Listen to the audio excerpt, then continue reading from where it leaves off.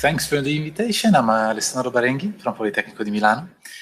And today I will present my joint work with colleagues both from Politecnico di Milano and Università Politecnica delle Marche on a case of asymmetric ciphers in a post-quantum world. So essentially today, the outline will be a brief introduction on quantum computers. I mean, I'm essentially talking in the firm which has the largest one currently, according to statistics. So I'm preaching to the choir a bit, but hey, fine. And then what's the impact of quantum computation on modern cryptography? What's gonna change when we have quantum computers available? How will we need to cope with this?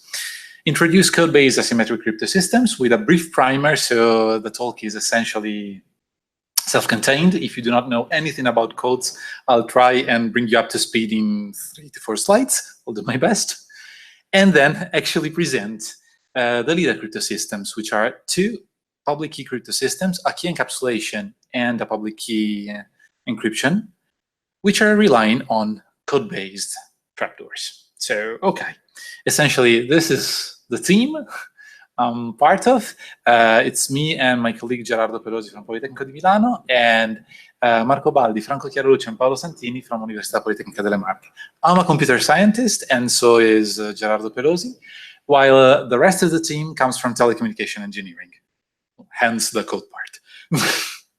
Okay, so without further ado, quantum computers, are they seriously coming? Well, Richard Feynman has had this brilliant idea of doing computation on non-classical devices, essentially because he had a stringent problem on his hands, simulating the behavior of large molecules, which is, if you do it classically, essentially exponential in the number of atoms. So it really doesn't scale. I mean, beyond a reasonable point. Point is, if you can simulate this behavior with an actual quantum computer, it becomes polynomial, which means they can do drug design, protein folding faster, a ton of things which are nicer. He had this idea back in 1981, and I wasn't even born back then. And then there was a bit of a hiatus before the first prototype of a quantum computer was actually manufactured. It was 1998, which means 20-ish years. So, well, since then, in the subsequent 20 years, we had a growth in the scale of these computers, which have now grown to tens of memory elements, qubits. A qubit is essentially the single atomic quantum of information you can store on a quantum computer. Saying that it's the correspondent of a bit is a bit of a language abuse because it has nothing to do with classical bits. But okay, it's the atomic element of information in a quantum computer. And it pretty much stops there. Okay? Point is, why are we doing this? Because there are a number of algorithms which are exponential on classical computer and polynomial on quantum computers. And among these, there are things which are useful for the humanity. For instance, drug design is one thing, optimization, discrete optimization is another. There are a number of things which could run faster, exponentially faster on a quantum computer. And currently, the main issue is that these devices are kept at around 20 to 25 millikelvin. Yes, it's millikelvin there, which is cold, extremely cold, really cold, so that even the thermal vibrations don't disturb the device, and this is a bit of a problem. And scale the design to more qubits has proven challenging. Not undoable, but yes, it's an engineering challenge which is non-trivial, to say the least. Nonetheless, if you look at the scaling in the last 20 years, it looks like good old times with the transistor scaling, and I'm speaking of the early 50s and 60s. It's slow at the beginning, but it's essentially almost exponential. So there's hope. We really hope, because, okay, we can do a set of good things which could be done and which we cannot even hope to do with classical computing. 2 to the 80, 2 to the 90 in computation is beyond physical feasibility. So there's a push, a well-intentioned push in building these kind of things. Okay, then what does it happen to modern crypto? Because if we are talking about post-quantum crypto systems, it means that, okay, something is bound to change. Essentially, if you try and use a quantum computer to break symmetric ciphers, you're, roughly speaking, cutting the key into half. It's a little less than that, but as a rule of thumb, if you have AES 128, you can break it into, give or something, 2 to the 64 operations, which is still a lot, mind you, but it's okay, allegedly a little bit below the ideal security limit we would want to have, which is 2 to the 80-ish, okay? How do you cope with this? Use twice the key. Essentially, symmetric cryptosystems will take a hit, but not a fatal hit.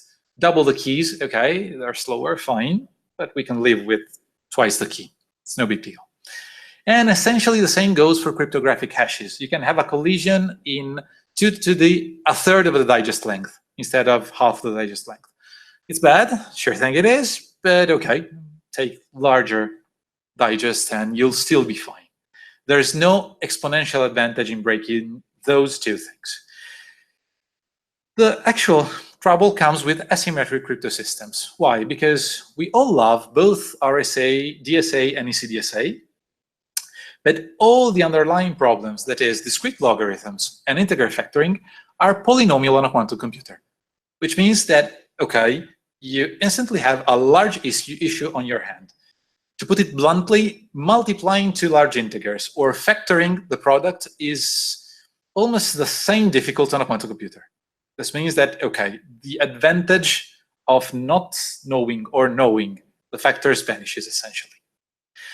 Which means that, okay, we need to change the trapdoors we're using in asymmetric crypto because they won't hold. They really won't hold water. There is an actual proposal for a post-quantum scheme using RSA. Well, you can. The keys grow to a gigabyte for the private key. The encryption is about 20-ish minutes. Decryption takes 6 hours, a key generation a weekend. Yeah, you can in principle. They're exfiltration resistant. Exfiltrating a gigabyte of private key is hard. Point, and it's not really practical, seriously. Okay. So, it's about time we engineered the transition. Why am I saying this? Well, besides the original prediction by the guy who built the first quantum computer prototype, who said, okay, there's a 1 in 7 chance that will break practical crypto schemes by 2026, which is far, but not that far. The NSA, if you're fond on the guys, said that they're transitioning to a quantum computer resistance cipher suite 3 years ago. But okay, it's the NSA, they're designed to be paranoid. I mean, their job. Okay. The ETSI, which is the European Telecommunication Union, has a board on quantum-resistant cryptography since last February. And the National Institute of Standards and Technology in the US has opened a standardization effort because they don't want it to call it competition, but essentially it's a competition with multiple winners, taking their definition, okay, to standardize quantum-resistant primitives with an agenda of taking 3 to 5 years. As usual, there has to be consensus in the security community and then a fight on performances, essentially. So this will convert in 3 to 5 years. If I have to take an educated guess, it's more 5 than 3. But okay, it could be 3. Okay. One thing which is clear since the beginning of the competition, which began last November, now the one which has just passed, but actually the other one, November 17, is that there is no silver bullet. There's no such thing as a post-quantum algorithm which looks like RSA. That is, does encryption, signing, key encapsulation, coffee, ponies, anything. No. RSA is unique in itself, and we'll need to cope with multiple algorithms to do encryption, signature, key encapsulation. Essentially because the mathematical trapdoors only work in one way. We're using to have this beautiful object, which is RSA, which does everything, but it's more the unique case than the rule in crypto. So sad, no silver bullet. We'll need to devise multiple primitives. And the NIST is expecting to roll out the transition in 10-ish years, which, come and think of it, is the time it took us to roll out ECDSA. Actually, a bit more. Because ECDSA is from the mid-90s, and we're using it widespread now, mostly. So not completely. So yeah, is it too early to worry? Well, maybe not. If it takes us 10 years after standardization, it may be not that early. Okay. How do we devise a trapdoor, a mathematical trapdoor, which keeps at bay quantum computers? Essentially, one widely believed conjecture in complexity theory states that if you have an NP-complete problem, that is highly unlikely to have a polynomial time solution on a quantum computer. Highly unlikely, as in monstrously unlikely. As in, a good half of our beliefs in classical complexity theory falls apart. So no, there shouldn't be a way.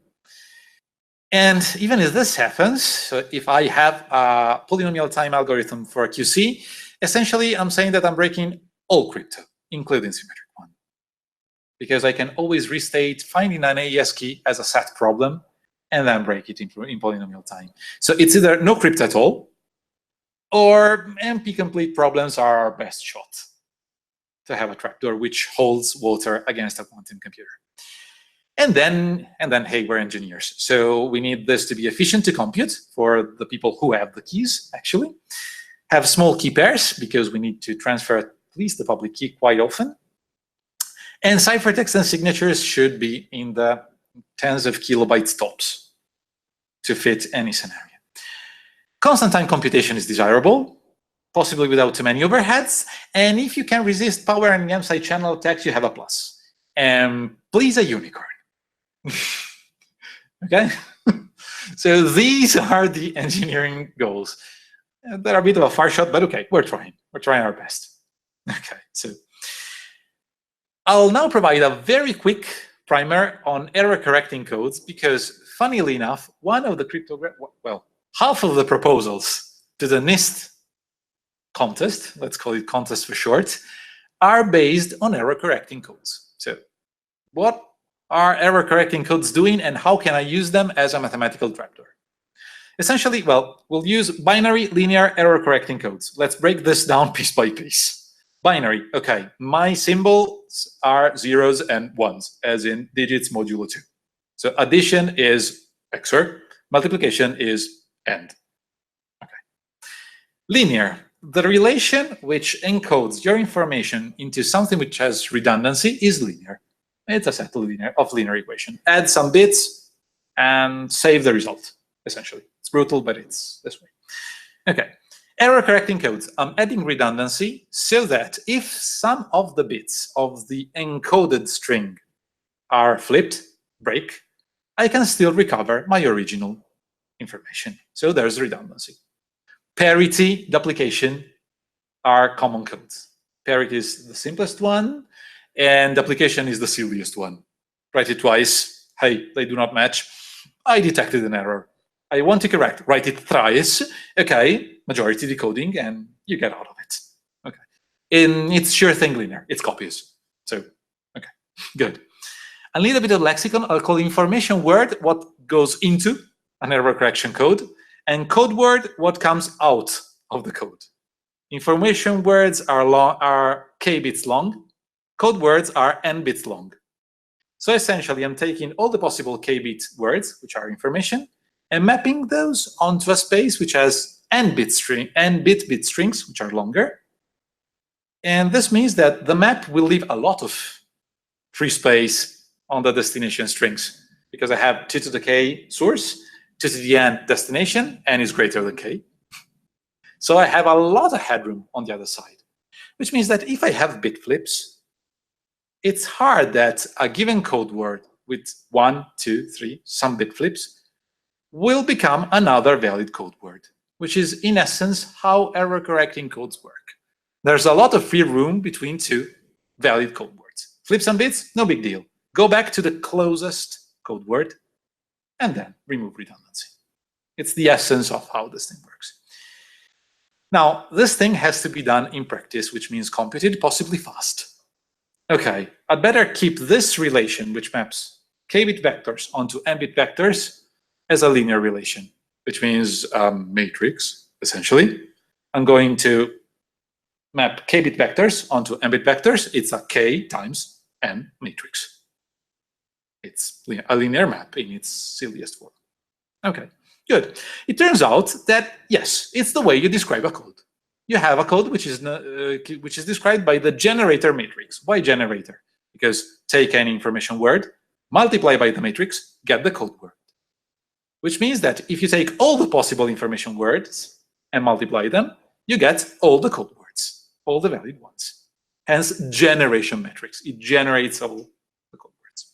And that's it. You really encode multiplying by G, the generation matrix. Notice that since there's redundancy, if I just take K elements out of the code word, I can reconstruct my information word. So one silly way of decoding is really take K elements at random, hope there are no errors, and invert a portion of the matrix. And yeah, it works if you're lucky, essentially, and that's it. There is another way of describing a code, which is known as a parity matrix, which is the most common one because the procedure I just described to you is slowish. So typically, what do you do? Well, take your generator of the code and find another matrix, which multiplied by it yields 0. You can do it. It's a long linear equation system, but hey, we have machines for that. Okay, find H. Nice. And now note that if I have a valid code word, and if I multiply it by H, it will result in all zeros. Why? Well, code word times H. But a code word is information word times G. And G times H is 0. So U times 0 is 0. If it's a valid code word, multiplying it by H will result in a 0 vector. Now, this result is known as syndrome. Why? Because if I take a string of n bits, which may be error affected, and multiply it by H, if I get 0, it's sane. It has no errors. It's a valid code word. If I get 1s, it's ill. It has errors. And the 1s are a kind of a syndrome of where the errors are symptoms of errors being in the code word. Okay? Which also means that given the syndrome, I can try and map back what did it happen and remove the errors, which is the way we usually decode codes because it's more efficient. Notice that H is smaller than G to handle because G is K times N and H is the remainder, the redundance times N. So it's slimmer in rows. Okay, essentially we're set. So if you look at the syndrome computation with a sample vector, essentially it's looking like this. You have your H matrix, which in this case is 3 times 5. So I have 3 bits of redundancy every 5. Okay, multiply it by an error vector, and you get a 3-bit syndrome. This means that you actually take this one, multiply it by E. So, okay, it's an AND. 0 times E1, 1 times E2, and so on and so forth, and add together. Essentially, what are you doing? You're taking all the bits in the error, which are corresponding to a 1 in a row here, and computing their parity, because adding with XOR, it's parity check. So every single bit in the syndrome is the parity value of a part of your error. Okay, this comes in handy because I can call this parity matrix for a sense. It's indeed a matrix which defines which parities should I check. 1 per row. And you really compute the syndrome this way. You just multiply it. Okay? Good. Why this thing? I promised a trapdoor for codes. Okay. It turns out that if you take a random G, a fully random G, full rank, not degenerate, but okay, random bits, encode a code word and add errors. Then give this random G and the broken code word to someone and you ask, please remove the errors. Well, doing this is NP-complete. It's proven to be NP-complete. If the generator matrix has no structure, this is probably NP-complete, which starts being interesting. I at least have 1 NP-complete problems on my hands. Good. Not so surprisingly, if you take a random parity matrix, take an error, compute the syndrome, and give to someone the parity matrix and the syndrome and tell him, please give me the error, it's also NP-complete. So any decoding, either remove errors from a code word or here's a syndrome, what was the illness, what was the error, are NP-complete. Fantastic. It means that they're good candidates. Okay, but then if I pick G and H at random, how can I decrypt, which is a stringent problem? I have a way of encrypting, I don't know how to decrypt. Well, it's quite evident that I can't pick them truly at random. Otherwise, I even wouldn't be able to decrypt. Okay, essentially, what do you do in practice? You take your good, nicely structured G or H, depending on your flavor of a code, and apply linear transforms to the matrix. Publish the transformed matrix, which is random looking, and keep the good one for you. Anyone who's out takes the transformed matrix, encodes, and adds errors. You are the only one who knows a form of the matrix which allows fast decoding. All the others will be faced with essentially an NP-complete problem. If the G, the public G or H, is scrambled enough, there's no way they'll get through. Okay, save for obviously guessing them all, which is always an option. Okay, essentially this is the trapdoor half of the NIST competition contestants are built out of. It's oldish. McEliece proposed this in 1978, so it's actually 1 year older than RSA. Why didn't we use it before? Goodness, it's old, it's good. The key size is, at least in the original McEliece, not fantastic, megabytes. So, okay, it holds water fantastically, but it's not exactly, well, fast it's not horrible, but the key size is not the best you can have. Okay. Yes, so good old McEliece said, take a GOPA code, which is a code with an efficient decoder. For the moment, assume that you have someone which coded gently for you a GOPA decoder. There's an algorithm which code with G and a code word returns you the error, and it's polynomial time. There is one, there's more than one. Okay. The public key is take this G and multiply it by a scrambling matrix, a random S invertible, and a permutation matrix here. Essentially, you're taking the rows of the matrix and adding them together at random, and then permuting the columns. There's essentially no structure in the GPub. Okay, publish this, and keep for yourself S, G, and P. Okay. If I want to send a message to you, I'll take my information word, multiply it by GPub, encode it, and intentionally add as many errors as the GOPA code corrects. So that any guy trying to retrieve my U needs to remove the errors before. And he can't because this looks like random rubbish, essentially. Okay.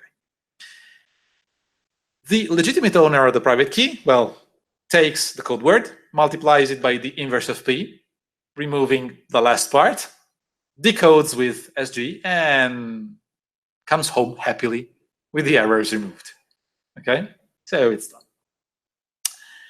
Turns out that less than a year after, someone said, okay, but I mean, the code word is really large. There's a lot of space. I'm fine with having smaller messages, for instance, session keys. I mean, 8 kilobits code word is a bit large for a session key. It fits. And it's largish. What if I need less information? Well, Niederreiter had this brilliant idea. Take your session key and encode it as an error vector, a random error vector. Compute the syndrome, send just the syndrome, and compute it with an obfuscated HPUB, obfuscated parity matrix. The receiver will do syndrome decoding, retrieve the error, and essentially have the session key. And since typically the error vectors are in the kilobit range as far as length goes, and they have 100 of errors, give or take something, this is way more than enough entropy for a session key. What does this save? Size. The syndrome is smaller, essentially. So you send less things on the net. And it's also NP-complete. So good. Okay. Did they try to break this? Yes. Funnily enough, they tried to break this kind of cryptosystem before it was invented. Why? Well, the best current attack against any code-based crypto system, without looking into the specifics of the codes you pick, is known as information set decoding. And it boils down to, take your code word. Instead of guessing the errors, guess the good portions. Enough good portions. K good bits. Is it easier than guessing the errors? Feels counterintuitive, but yes. Because I'm guessing K bits and I don't care about where the errors land in the remainder. While if I want to guess the errors, I know all their positions, and by difference, I know all the good bits. So okay, guess the good bits, guess enough good bits.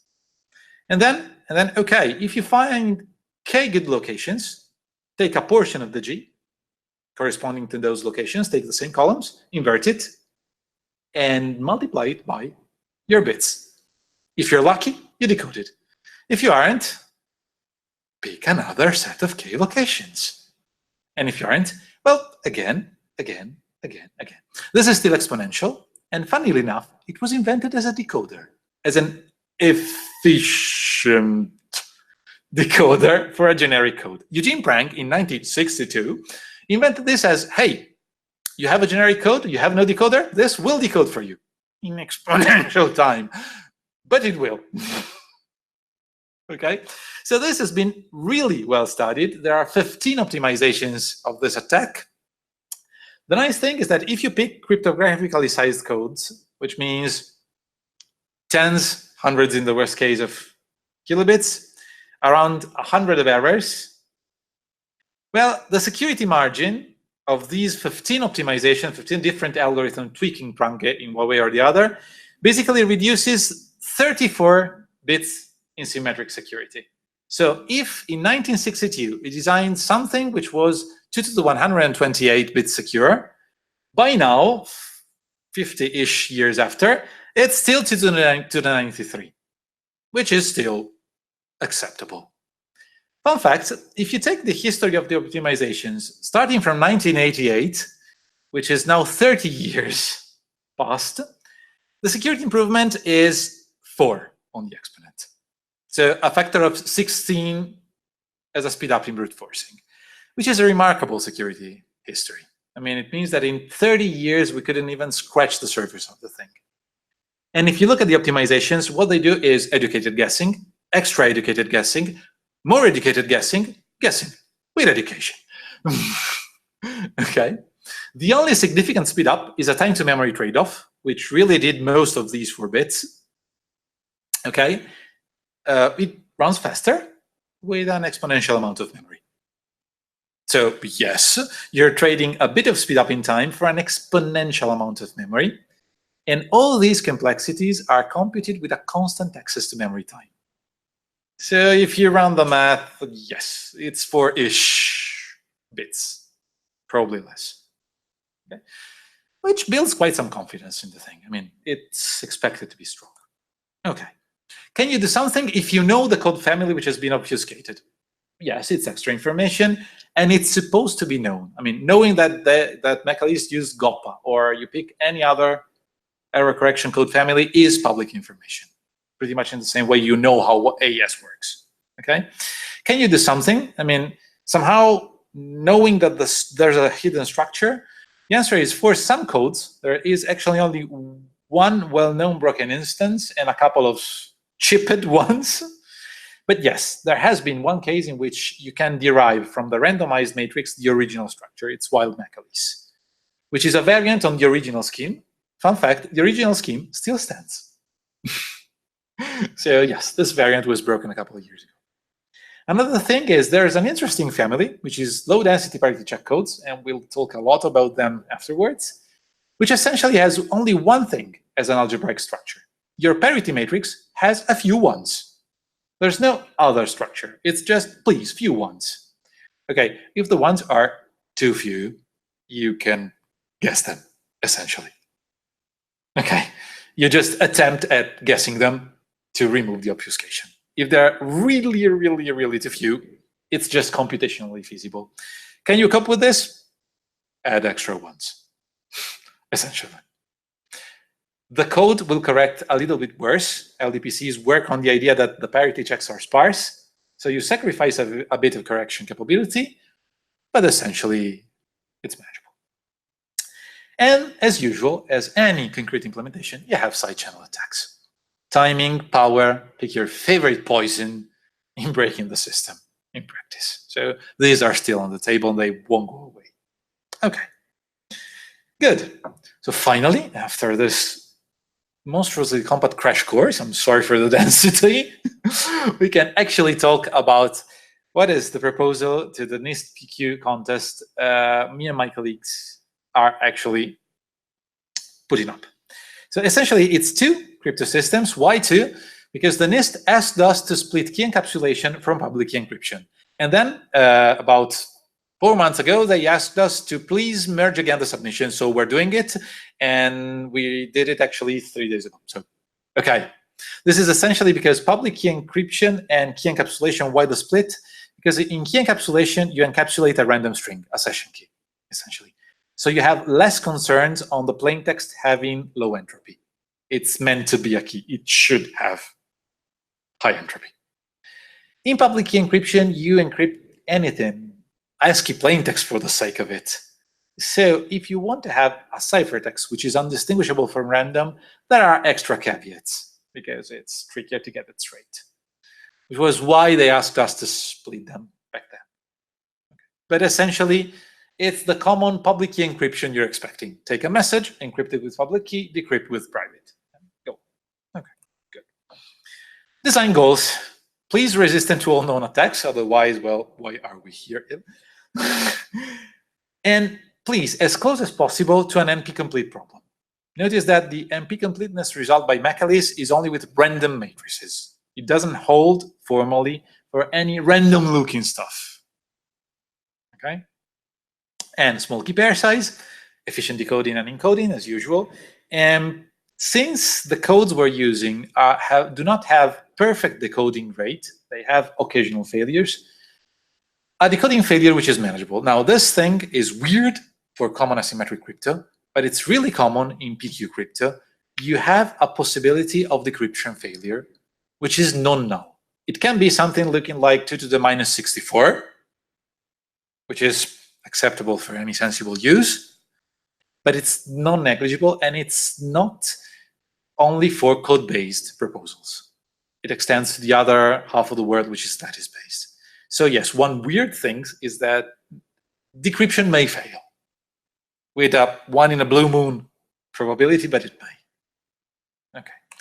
How do we match them? Okay, well, resistant to all known attacks, as usual. Take the attacks, take the complexities, and please take appropriate key sizes. All the attacks are exponential. Okay, grow the keys to a decent size. Good. Relate to an NP-complete problem. We took a variant of syndrome decoding, which is quasi-cyclic syndrome decoding. The words will be clear in a second. Okay. Small key pair size. We essentially take very special forms of H and G so that we can store them in less than the space of an entire matrix, reducing them to a single row. Efficient encoding and decoding, see before, we have a way of not using matrices, but a compact representation. So arithmetic is faster. And decoding, well, LDPC codes are known to be among the fastest in decoding in coding history, essentially. They're used in LTE, they're used in a ton of high-speed communication, which have to be wire speed or ether speed. So they're pretty fast in decoding. And the manageable decoding failure rate was a problem because LDPC did not have a closed formula bound acceptable for decode failure rate. So essentially, you devise the code, take a ton of random messages and decode them and count the failures. Monte Carlo. Okay, aim to 1 in 2 to the 32 failure, and it's usually within usability.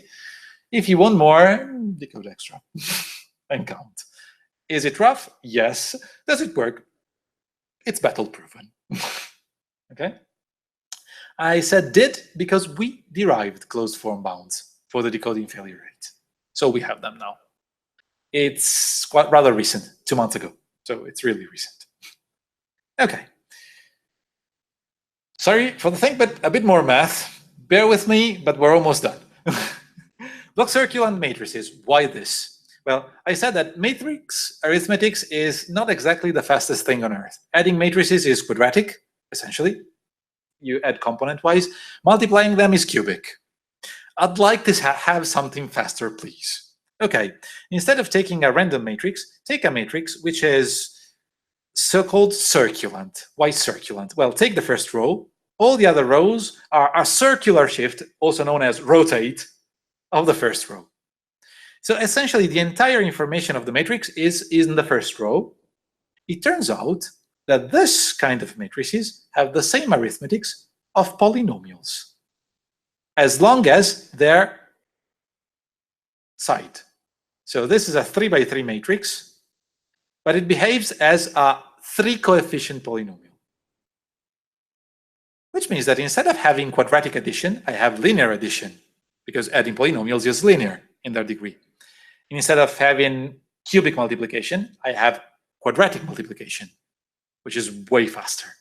And instead of storing matrices, why should I care? I'll store the first row only. This has a massive advantage in key size. I no longer have my public key, which is a matrix. It's the first row of the parity matrix. So it goes down from k times n to n, which is quite something. Okay, block circulant matrices. Well, if you notice, to have a matrix which has circular shifts, I have a problem. They have to be square. Okay, tile them as on a floor. Take circulant matrices and tile them. These things are known as block circulant matrices because they are made blockwise by circulant tiles. Big deal. And unsurprisingly, they have a representation as a vector of polynomials. Each matrix is a polynomial. Map and interchange. Okay?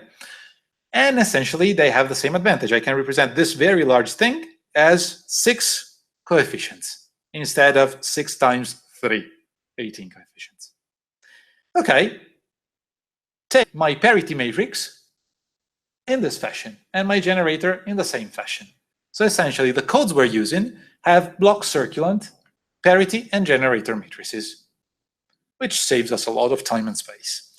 So in my case, G is a n0 minus 1 times n0, and H is a 1 times n0 block circulant matrix. Essentially, H is a row of blocks, of n0 blocks. And G is a matrix of n0 minus 1 block rows times n0 blocks. Okay. Okay, but these matrices have a ton of extra structure, which potentially may be an issue. I mean, they're far more structured than coin toss matrices. Is it a vulnerability? No. You can prove that syndrome decoding and code word decoding with these matrices as the parity you're generating is still NP complete. Is there a speed up? Yes. It's in the order of the size of the block, which is polynomial in the matrix size. So yes, it's a polynomial speed up on an exponential attack. Still nothing to do. Okay? Good. But these are polynomials. I can decompose them, play with them. I have funnier representations of that. They're more flexible. Can I do something about this? Yes, if the side of the matrix is of a factorable length. Okay, take a prime-sized side and be glad with that. There's no decomposition. Okay, we essentially did that. Good. Fine, so we have a low-density parity check code as our choice with circular matrices. So to pack the thing up, we're having an H matrix, which is filled up with a ton of zeros and a few ones. To just give you a rough idea, 8,000 locations, 15 ones. Okay, that kind of sparse. So obviously you won't store the dense form, you store the 1 locations because it's obviously saner. And the multiplications are done in sparse fashion because it's saner, okay? Now, this kind of error correction code is very good at soaking up errors. It's widely used. I just need to avoid that someone guesses the ones in my parity matrix. So what do? Well, I take a square matrix, which has extra ones, and multiply it by my H. I'm essentially amplifying the ones in it. Okay, why don't I take just a matrix which is denser to begin with? It turns out that if I take a matrix which is denser to begin with, the decoder will be far slower.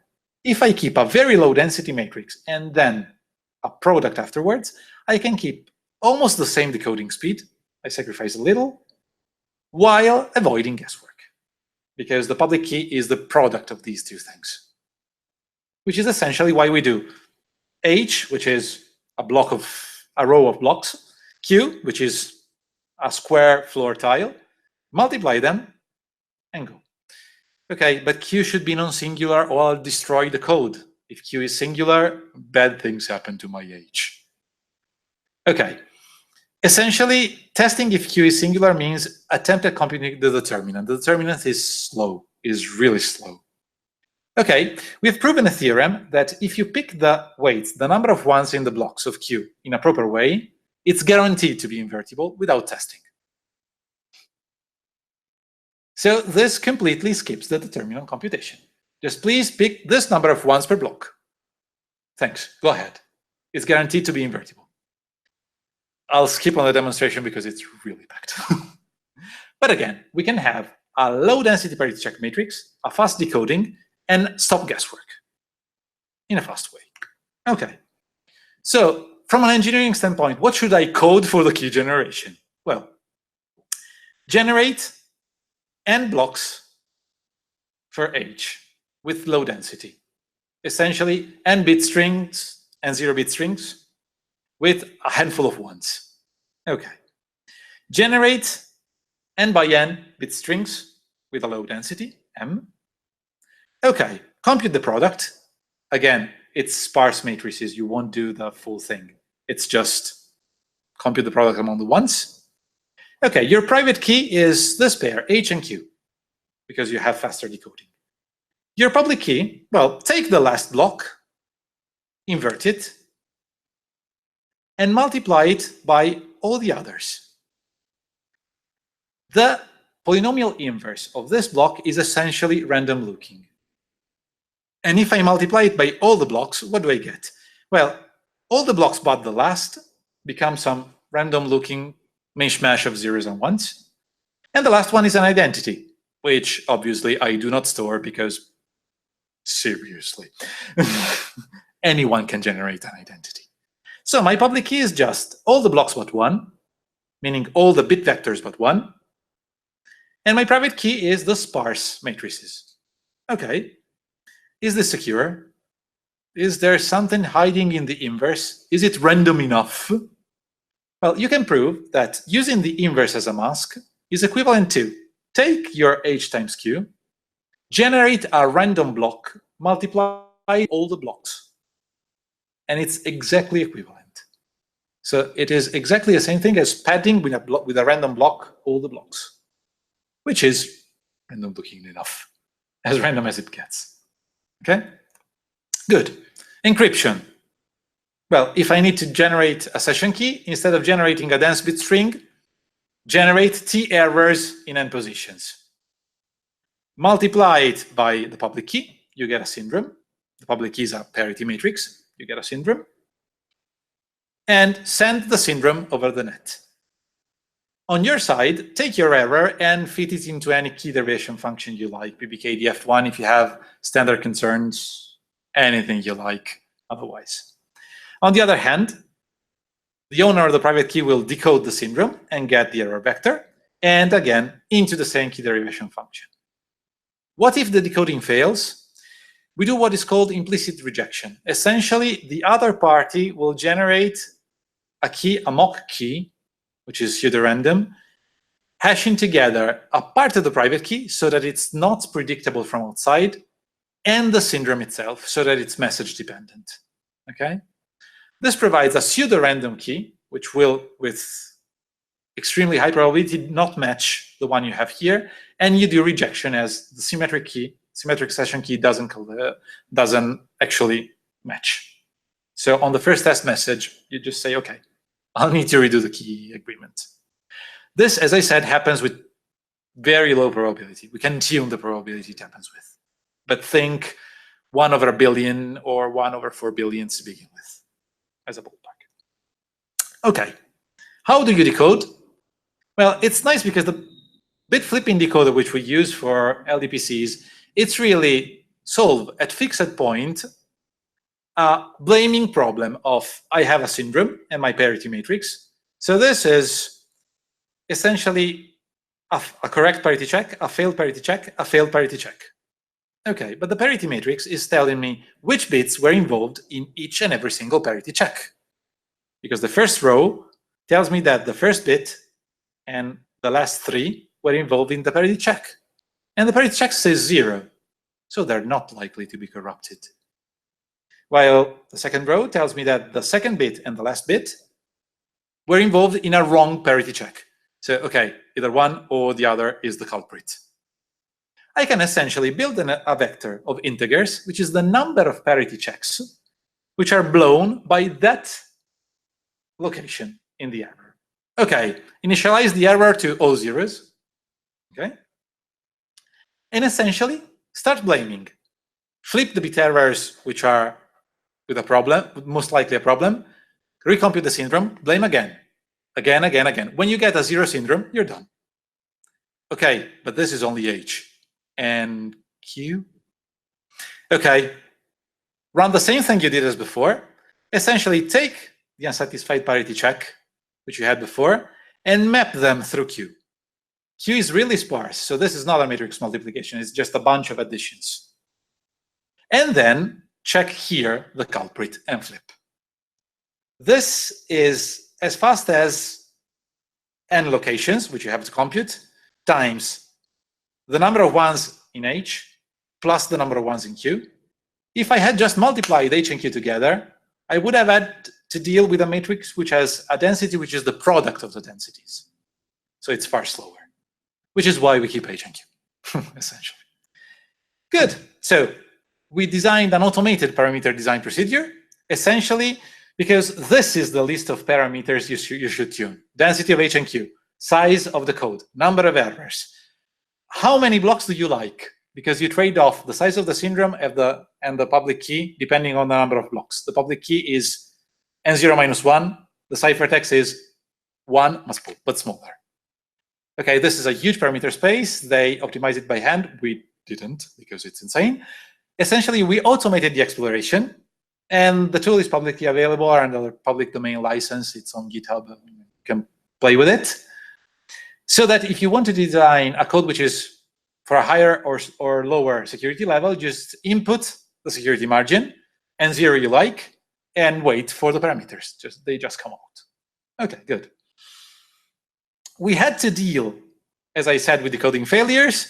We did a Monte Carlo approach. So for the submission, we went for 2 to the minus 32 as a target decoding failure rate, which is, we thought, reasonable for a key encapsulation method. It's 1 in a billion failure. Okay. We now have a closed form bound on DFR. So we're re-engineering the tool so that you can specify your decoding failure rate, and you get parameters which guarantee tops that failure rate, that or smaller, which is a bit of numbers, just because we're in engineering. So that's the size of a block is this in bits for an AES equivalent of 128, 192 to 56. It's in bits, so divide by 8 to get the bytes. So it's 1 kilobyte dish. Okay. The number of error is in the hundreds, which explains why you can't guess it by brute force or any more intelligent approach. And the densities of H and Q are small. It's 9 set bits out of 15,000 and 9 out of 15,000 again. And these are essentially the decoding failure rates. Now, these are a bit outdated. We went up to 10 to the 9th decode actions, essentially up to yesterday. And it's simulated, so okay, there's nothing else. The implementation is publicly available. We chose public domain as a license, partly because the NIST likes it, part because we like it, because public domain has no restrictions, so please go ahead and play with it. Essentially, crypto enables freedom of speech. So it makes sense that the code should be public domain. Okay. It's ISO C99 compliant, they asked us for it, and portable, they asked us for it, and self-contained. These were requirements by the NIST. And it's 2.7K lines to be self-contained. If you do not look at the fact that there is a PRNG included, if you look at the PRNG, which is a standard AES CTR, it's 4K lines. So it's auditable in a day, give or take something. 4K lines without considering comments. Okay. And the arithmetic is 1K lines. The decoder is 100 lines, which is manageable. Okay. We're now developing the architecture targeted optimizations, but the first figures are in this range. These figures are on actually my desktop. Okay, so the key generation is in the mid to tens of milliseconds range in pure C, no assembly. The encryption is below the millisecond, and the decryption is in the 2 millisecond range, which gives you a full ephemeral key agreement, generate keys and run the chem in 10 to 5 milli in pure C portable. We're seeing speedups of an order of magnitude in the encrypt. There are specialized instructions on Intel. At least a factor of 4 in decrypt, and give or take something or more in keygen. So expect it to be in the millisecond range with proper production grade code. Okay, and it's still, well, slower, but not insanely slower if you want extra miles of security.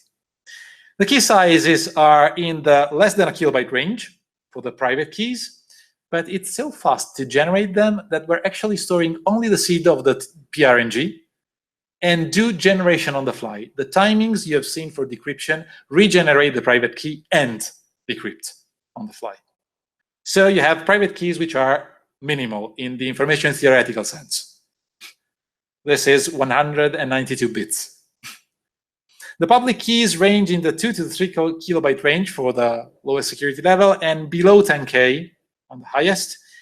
And the encapsulated secret fits in an Ethernet frame for 2 of the trade-offs at the lowest security level. We are encapsulating enough entropy for a 256-bit session key if you need it. So it should be enough to have a large generation. And okay, a brief on the public key encryption primitive. Essentially, the main problem was we wanted to have the cake and eat it too. We wanted to have a systematic G, which basically means that you encode taking your information word, computing the syndrome, and concatenating. Okay, if you do this and pepper pot with errors, a human can still spot the actual string because it's 100 wrong bits on 10,000. Okay, I can still read it. Which means that it's not indistinguishable from random. There's a construction which essentially random pads the plaintext and feeds the seed of the PRNG in the error vector and then encodes it. Does it work? Yes. Is it proven to be working? Yes. Okay, we essentially reused our encoder with this construction to get the public key encryption scheme, which outputs a string which is indistinguishable from random now. And it's as fast as the chem, which is the nice thing. And also reuses the code from the chem, which simplifies the code auditing, because you only audit one code base, essentially. Okay, timing side channels. Yes, long story made terribly short. It's an iterative decoder. And the number of iterations you do depends on how good you are at correcting the string. Okay, worse errors will take you more time. Okay, run the same number of iterations, always. Do not do an early exit when you're done decoding. Run mock-up iterations of the decoder, even if the syndrome is 0. Who cares? Does it take more time? Yes. A lot more? Not really. We usually are in between 3 and 4 iterations for decoding. If we cap it to 4, it's okay, no big deal. Okay, and essentially, yes. And the nice thing is that if you're into the power and EM side channel community, these algorithms are mostly linear, so masking those is really easy with respect to common block ciphers, which are a bit of a pain. So it's easier than other cipher to mask against side channels. What's next? Well, essentially, we're still trying to prove a direct proof of computational hardness for our specific choice of codes. So having an NP completeness proof for that would be fantastic. For the moment, we're relying on the fact that it's randomly masked, essentially, and lots of engineering. Speed, constant time execution, and all the rest are our next focuses concretely. As it is providing concrete bounds on cryptanalysis. The computation margins I showed you are with abstract asymptotic bounds computed with concrete parameters. But there's no efficient implementation of this, and my personal feeling is that it's going to be slower than the asymptotics because they are memory intensive. The computation is really slim in breaking these cryptosystems. It's XORs, essentially, and moving things from memory. So we may have some extra margin on the key size, still to be collected. Okay. What is going to happen? Well, by the end of this year, NIST will announce the contestants which will advance to the second round, which means security is okay, please performance. And by 2019, mostly 2020, they will finalize a short list of candidates as the final contestants. Okay. So thanks. I went quite over time, I'm sorry. But if you have a question, I'm obviously glad to take them.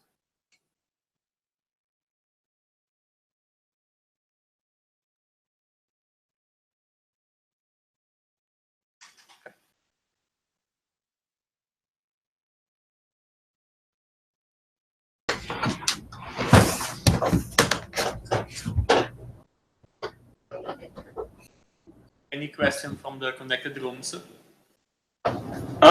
I had a quick question. So, have you considered active attacks? So, for instance, it seems that the crux of the problem is to guess where the error bits are, and if you could repeatedly, let's say, resend the ciphertext but flip bits, then yes. Oh, we're getting kicked out of this room. You might be able to use whether it decodes correctly. Don't worry. The point is the point is clear. Yes, we did essentially. You can try and brute force the error location by having a single bit flip and resending the same ciphertext and trying to decrypt it. In the CAM, the key is ephemeral, so it essentially won't work because you have a fresh new key at each encryption. In the PKC, the thing is checked in the construction, so that you can't have more or less than T error bits. And in this sense, having the active attack of flipping bits doesn't work. It's a bit Thank you. I think Sorry, we're we need getting to kicked leave out of this room. now. Thanks a lot. Sorry.